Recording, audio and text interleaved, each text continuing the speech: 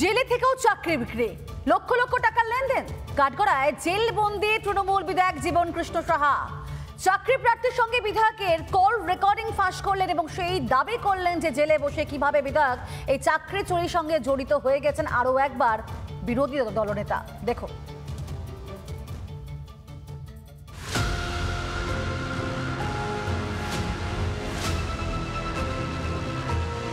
পশ্চিমবঙ্গে রেশন থেকে স্বাস্থ্য সবেতেই দুর্নীতির ঘুণ পোকা।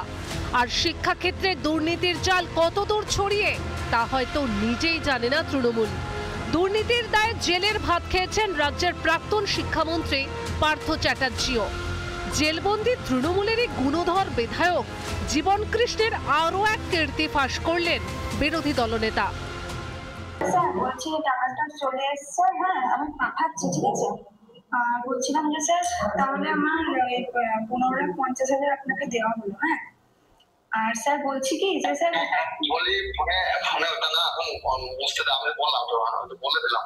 আচ্ছা ঠিক আছে, আর তুই বারবার আচ্ছা ঠিক আছে ঠিক আছে।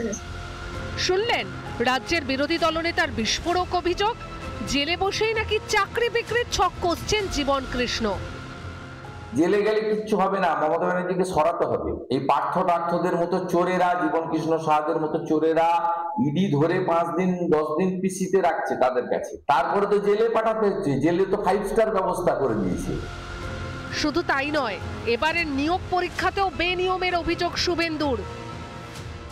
এবারেও অর্থের বিনিময়ে রাজনৈতিক পরিচয় দেখে হয়েছে, যোগ্যতার ভিত্তিতে বিচার হয়। আর যোগ্য শিক্ষকদের মধ্যে একটা অংশ, আমি তো শুধু ইংলিশে বলে দিলাম, ইংলিশে কোনো টিচার যারা যোগ্য শিক্ষক টেন্টেড ছিলেন না তারা কেউ ইন্টারভিউতে ডাক পায়নি।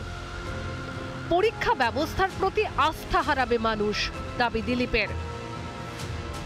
যারা যোগ্য একবার পরীক্ষা দিয়ে পাস করেছিলেন, চাকরি পেয়েছিলেন, তারা চাকরি থেকে ছাঁটাই হয়ে যাচ্ছেন। এটা তো ওদের প্রতি অন্যায় হচ্ছে। তাদের ভবিষ্যৎ নিয়েও চিন্তার বিষয় আছে। তো পরীক্ষা ব্যবস্থার প্রতি হয়তো লোকের বিশ্বাসটা চলে যাবে।